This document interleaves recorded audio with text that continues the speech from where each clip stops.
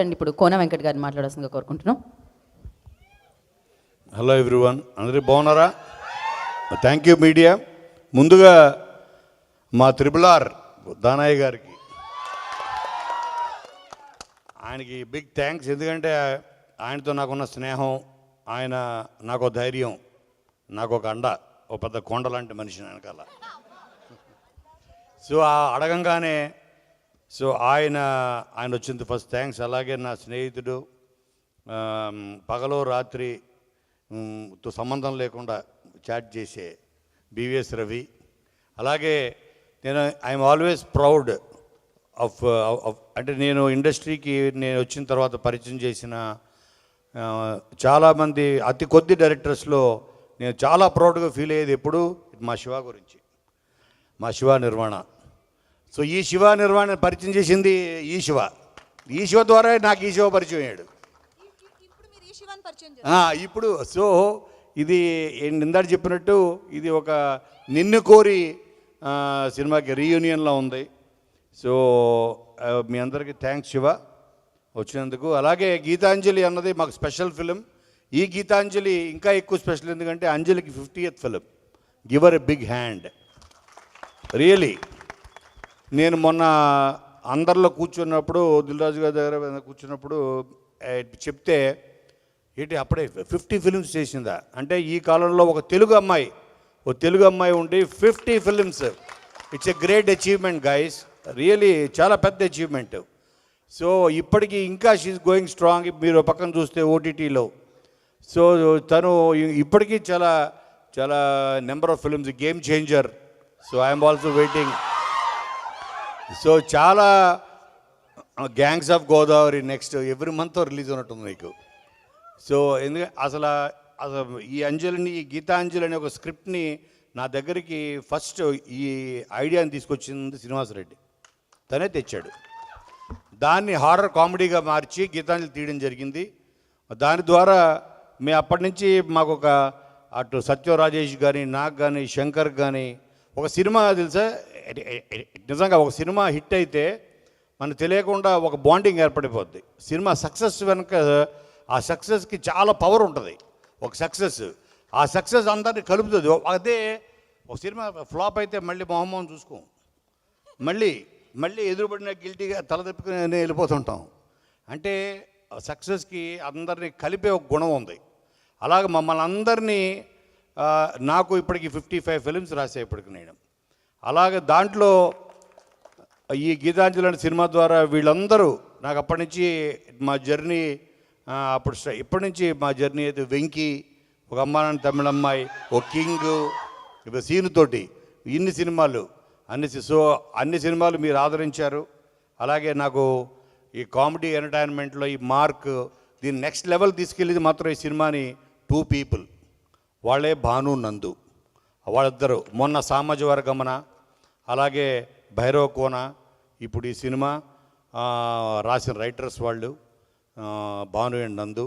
So they played a very key role ఈ సినిమా స్క్రిప్ట్లో. కథ నేను ఇచ్చినా దాన్ని 10 మెట్లు దాన్ని కామెడీ పరంగా వాళ్ళు తీసుకెళ్ళింది మాత్రం భాను అండ్ నందు. అలాగే మా ప్రవీణ్ ఈ సినిమాతోటి నాకు ప్రతి సినిమాతోటి ఏదో ఒకటి ఉంటుంది ఎక్స్పీరియన్స్. ఈ సినిమా జరుగుతున్నప్పుడు అప్పుడు దాకా సినిమాలో సగం వరకు ఇండియను, మా శివతొరలపాటి, సగం అయిపోయిన తర్వాత అమెరికన్ అయిపోయాడు. ఎలా అంటే అతనికి వచ్చింది ఇంటర్వ్యూ వచ్చింది అమెరికా నుంచి, మీకు సిటిజన్షిప్ ఇంటర్వ్యూ వచ్చింది రమ్మని. అంటే తను వెళ్ళి అమెరికన్గా తిరిగి వచ్చాడు.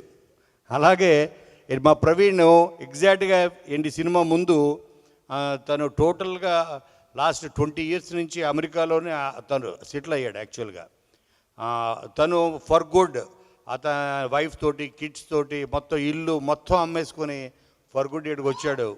తనని జూనియర్ తమ్మన్ అని పిలుస్తుంటాం మేము. చూడండి సేమ్ అలాగే ఉన్నాడు కదా, సేమ్ జూనియర్ తమ్మన్ మాకు. క్రికెట్ కూడా ఇప్పుడు నేర్చుకుంటున్నాడు, ఇప్పుడు వచ్చంట అదిగో కదా. సో కాబట్టి మీరు రేపు April 11 ఇందులో యాక్ట్ చేసిన అందరూ, యాదవరాజు నీకు ఎంతమంది ఫ్యాన్స్ ఉన్నారని నాకు తెలియదయ్యా, లేకపోతే శంకర్ని పక్కన పెట్టి నీకు కూర్చుండేవాడిని.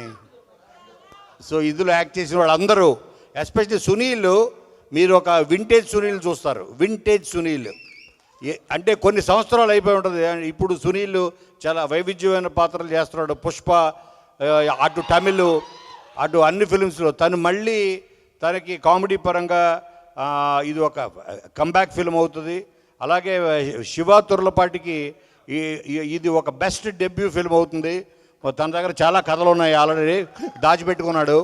సో దీని తర్వాత తీస్తాడు వన్ బై వన్ గ్యారంటీ కదా. అలాగే మీరందరూ దయచేసి మీడియా వాళ్ళకి కూడా చెప్తున్నాను, ఆఫ్టర్ దిస్ ఫిలిం దయచేసి సత్యం రాజేష్ అని రాయొద్దు, పొలిమేర రాజేష్ అని రాయండి. అయిపోయింది. ఎప్పుడు సత్యం రాజేష్ అయిపోయింది. దాని తర్వాత ఎన్ని బ్లాక్ బస్టర్లు ఇచ్చాడు పిఎం రాజేష్. సో కాబట్టి మీరు తప్పకుండా చూడండి. మీరు కావేరి మీరు మా కోసం వచ్చారా, కావేరి కోసం వచ్చారా? మీరు ట్రైలర్ చూడడానికి వచ్చారా, కావేరిని చూడడానికి వచ్చారా?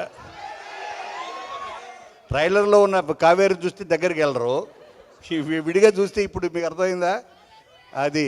సో కాబట్టి మీరందరూ ప్లీజ్ సో రేపు ఏప్రిల్ 11 నాడు మనకి సమ్మర్లో రాబోతున్న బెస్ట్, అంటే మేము ఎంత కాన్ఫిడెంట్గా దీని మీదుగా హారర్ కామెడీస్లో mother of all horror comedies అని పెట్టాం హెడ్డింగ్.